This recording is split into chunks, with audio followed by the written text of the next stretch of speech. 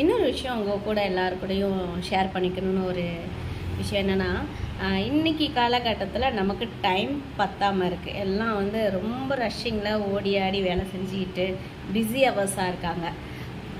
சாமி கும்பிடலாம் நேரம் இல்லைங்க.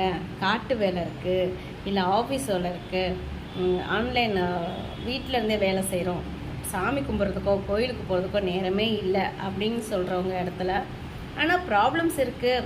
கடவுளை வேணுன்னா தான் ஏதோ ஒன்று சொல்யூஷன் கிடைக்கும் அப்படிங்கிற நம்பிக்கை இருக்குது.